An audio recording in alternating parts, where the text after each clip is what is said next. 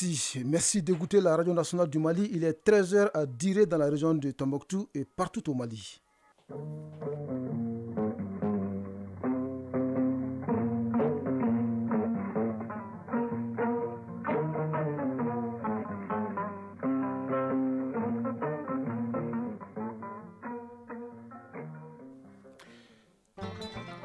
Mesdames et messieurs, bonjour et bienvenue dans cette deuxième édition de Mali Actualité, une présentation de Salimata Dao. Et Bourama Traoré, voici les titres.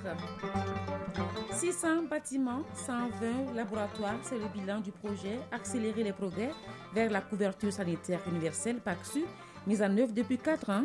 Le centre de santé communautaire qui bénéficie du projet a reçu la visite d'une délégation du ministère de la Santé et de la Banque mondiale. Il s'agit du centre de santé communautaire de Kati Malibougou.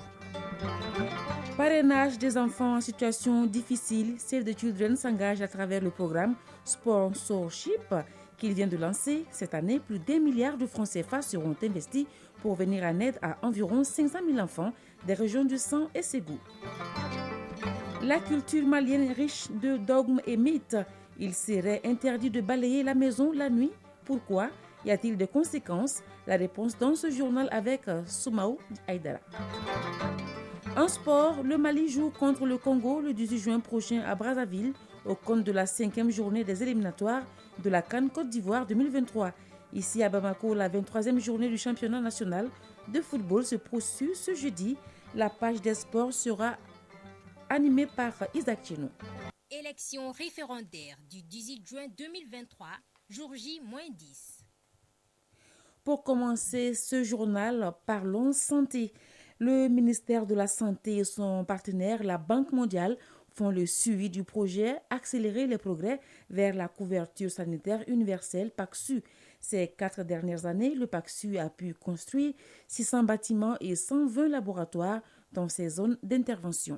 Parmi les structures bénéficiaires, le centre de santé communautaire de Kati Malibougou qui a reçu la visite de la délégation. On fait le point avec Koumba Sissi. Au CESCOM Adamba Konaré de Kati Malibougou, plusieurs femmes indigentes et des enfants ont bénéficié d'une prise en charge gratuite du projet Accélérer les progrès vers la couverture sanitaire universelle à travers le financement basé sur les résultats.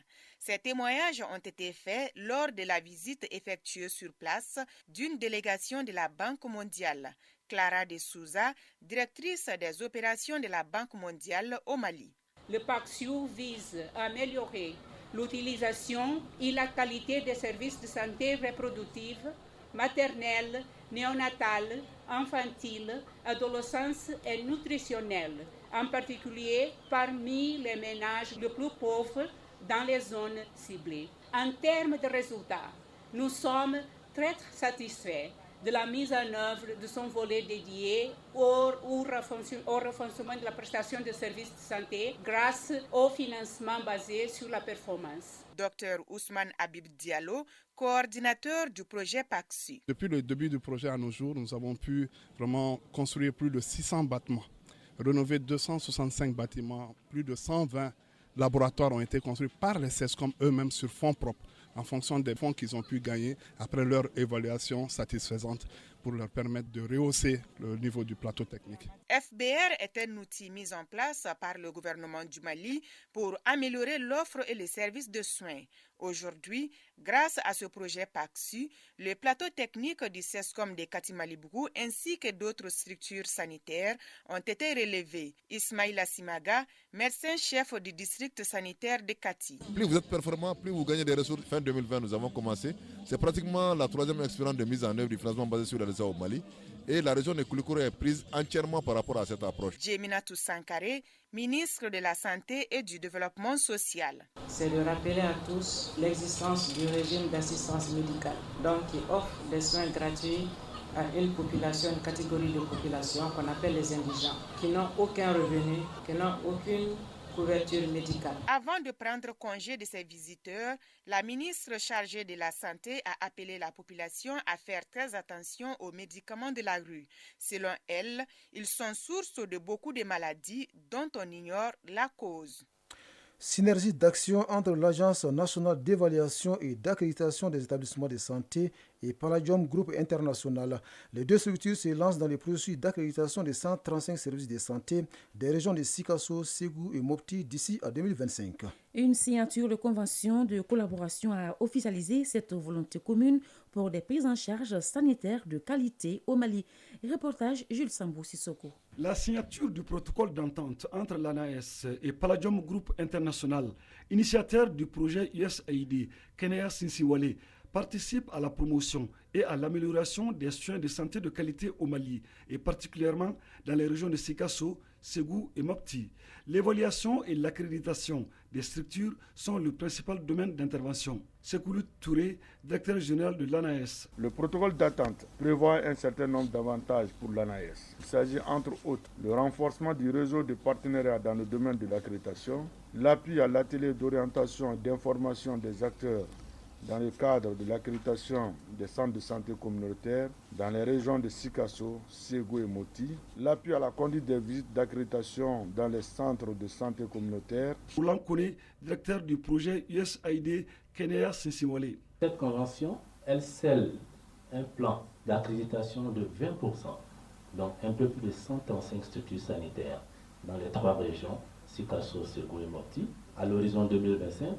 Mais d'ici 2023, l'objectif est d'accréditer 45 structures sanitaires. La collaboration devra contribuer à l'atteinte des objectifs de performance sanitaire à tous les niveaux de la pyramide. Amadoun Ali Diko, conseiller au ministère de la Santé et du Développement social.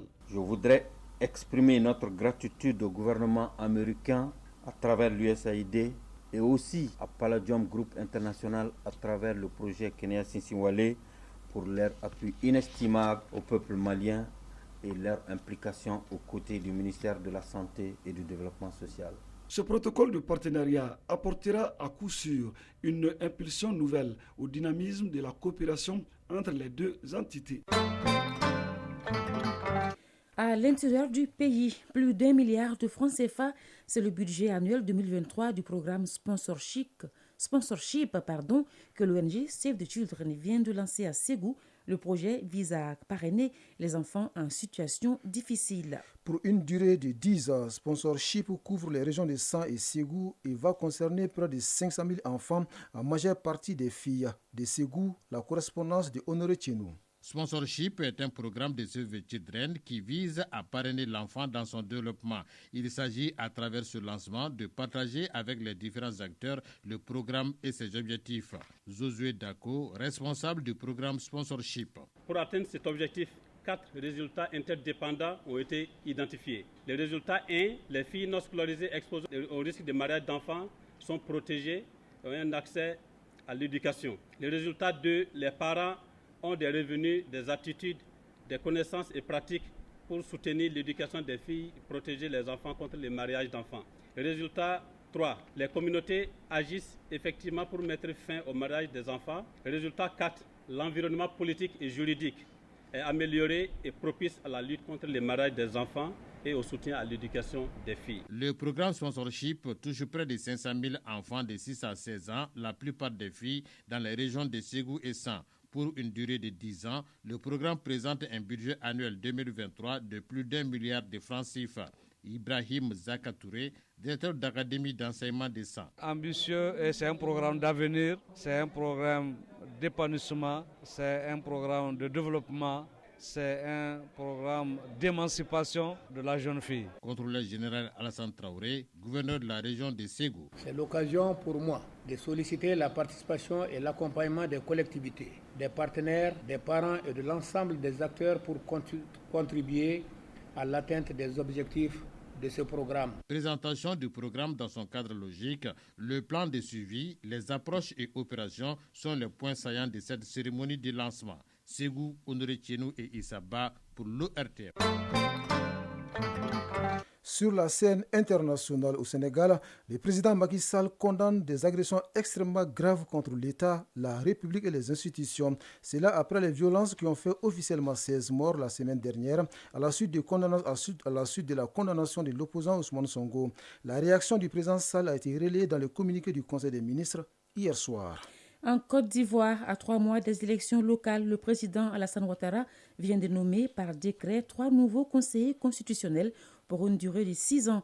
En période électorale, le Conseil constitutionnel a 3 grandes responsabilités: entériner de potentielles réformes constitutionnelles, valider les candidatures et valider enfin les résultats du scrutin. Les 3 nouveaux conseillers entreront officiellement en fonction en juillet 2023, de même que Chantal Camara, l'actuelle présidente de la Cour de cassation, proche de Alassane Dramane Ouattara, qui prendra la tête du Conseil constitutionnel. Elle a été désignée à ce poste le 9 mai dernier. En Éthiopie, des révélations sur le détournement de nourriture avaient motivé la suspension en avril 2023 jusqu'à nouvel ordre des opérations du Programme alimentaire mondial et de l'organisation américaine USAID dans la région. Une enquête interne dont les conclusions sont attendues crée aujourd'hui des remous au sein même du PAM. Comment de l'aide alimentaire destinée aux populations du Tigré s'est-elle retrouvée en vente sur des marchés locaux? 2 enquêtes parallèles ont été lancées pour apporter une réponse à cette question. Sur le continent asiatique, en Afghanistan, au moins 11 personnes ont été tuées aujourd'hui et 30 blessées lors d'un attentat dans une mosquée dans le nord du pays où se déroulaient les funérailles d'un gouverneur assassiné mardi. C'est ce qu'a indiqué le ministère afghan de l'Intérieur. Dans la société malienne, ou peut-être africaine, la tradition interdit formellement de balayer la maison la nuit. Mais certaines personnes violent cette règle. Ces dernières n'ont pas de moment précis pour assainir leur maison. Bourama Traoré. Oui, Salimata Daou, quelles peuvent être les conséquences de cette pratique pour ces auteurs dans la société traditionnelle? Les éléments de réponse dans le grand format de cette édition, signé Soumaou Aïdara. Dans la société malienne, on dit souvent que toute chose qui résiste au temps pendant des décennies, voire des siècles, a des mérites à ne pas être négligé. C'est le cas de cet interdit, à savoir balayer sa maison pendant la nuit. Si certaines personnes y croient toujours, d'autres par contre considèrent la pratique comme des superstitions. C'est le cas de Fanta Diakité et Bintou Sidibé, toutes des quinquagénaires et ménagères. Je balaye et je passe la serpillière dans ma maison à tout moment, même pendant la nuit. Je n'aime pas du tout la saleté. Même l'autre soir, à 0h, j'ai balayé ma maison après la pluie. Pour moi, cette pratique n'a aucune conséquence et je le fais depuis mon enfance. Moi, je balaie toutes les nuits la devanture de ma cuisine pour que je puisse la trouver propre le lendemain. Quand mon mari finit de prendre son dîner, je nettoie également le salon, car les enfants dorment là-bas. Même si cet interdit a des conséquences, je ne le sais pas. J'entends juste que ce n'est pas bon, mais je ne connais pas la vraie raison. En revanche, il y a d'autres femmes qui respectent scrupuleusement cet interdit. C'est le cas de cette dame de 28 ans qui a voulu garder l'anonymat. Je ne balaye jamais la nuit car j'ai appris de mes aînés que c'est interdit. Et même quand je vois une personne en train de balayer, je déconseille. Mais j'ignore la raison de l'interdiction de cette pratique et les conséquences. Comme cette femme anonyme, Awa Karagojo ne balaye pas la nuit. Cette ménagère estime que balayer en dehors de la journée n'est pas sans conséquences. Ce n'est pas bon de balayer la nuit chez nous les Dogons. C'est pourquoi je ne le fais pas. La pratique serait source de malchance. Pour Yaya Koulibaly, traditionnaliste, balayer la nuit peut avoir des conséquences lourdes sur la femme et la famille. Dans notre tradition, balayer la maison pendant la nuit a beaucoup de conséquences. D'abord, sur la personne qui balaye la concession, l'acte peut entraîner la malchance jusqu'au décès tragique dans la famille. Pire, la personne qui le pratique fera des enfants opprobres de la famille. Par contre, en islam, cet interdit n'a aucun fondement. Pour Abdul Karim Mariko, imam, la religion musulmane recommande au contraire l'entretien de la maison à tout moment si nécessaire. En tout cas, nos ancêtres nous enseignent qu'il n'est pas bon de balayer la nuit, mais je n'ai pas vu un verset dans le Coran qui parle de cette interdiction. Au contraire, l'islam recommande la propriété. De l'avis du sociologue Dr Fodje Tandjigoura, l'interdiction de balayer la nuit relève plutôt de l'irrationnel. Balayer la nuit, il n'y a pas de définition rationnelle. Tout simplement, beaucoup d'interdits sont faits pour qu'on puisse mesurer votre capacité à respecter les interdictions des générations adultes. Donc il n'y a pas d'explication rationnelle. Ça, c'est la première chose. La deuxième explication, c'est qu'on pense que la nuit, c'est le domaine de tout ce qu'on appelle les esprits maléfiques qui rôdent pendant la nuit, qui détestent voir certaines choses. Si vous les pratiquez, vous risquez soit de ne pas faire d'enfants, ou bien vous risquez de faire des enfants, mais qui ne sont pas bien portants. C'est des croyances en réalité, mais qui ne sont pas fondées dans la pratique. Et de préciser que cette pratique n'a pas d'impact négatif sur la famille. Si vous ne balayez pas, sur le plan hygiénique, ça pourrait avoir des conséquences sur les enfants en période de palu, parce que la tradition vous interdit de balayer alors que vous venez de prendre le dîner et que c'est sale. Donc s'il ne faut pas balayer, ça peut provoquer des problèmes d'hygiène. Donc on peut dire globalement que certaines interdictions étaient possibles dans les villages où on ne mange pas dans le salon, mais on mange un peu à l'écart. Il y a même un endroit spécial pour manger dans les villages. On vient poser la nourriture, les gens mangent là-bas et rentrent se coucher. Ici, on mange dans le salon ou peut-être sous la véranda. Si on ne balaie pas, ça pose un problème. En définitive, balayer la nuit, qu'il soit interdit ou non, tout s'accorde sur une évidence. Le cadre de vie doit être assaini, car il y va de notre santé. Merci Soumao Aïdara. Il est 13h passé de 16 minutes dans les studios du 22 septembre 1960. Et la page sport, c'est tout de suite après le jingle.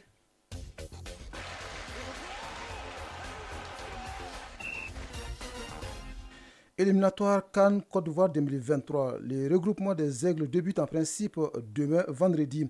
Le Mali se déplacera pour affronter le Congo le 18 juin à Brazzaville au compte de la 5e journée des éliminatoires. La 23e journée du championnat national de football se poursuit ce jeudi. La synthèse de l'actualité sportive avec Isaac Tchenou. La 23e journée du championnat national de Ligue 1 de football se poursuit ce jeudi. À Koulikoro, l'AS Real recevra le COB. À Bougouni, avec Football Elite aura affaire à l'AS Black Star en première heure et en deuxième heure, l'US Bougouni en découdra avec Yellow Olympique. Sur le terrain de l'AS Real, l'USFAS défiera l'US Kita. La suite de cette 23e journée se jouera le 16 juin avec deux affiches.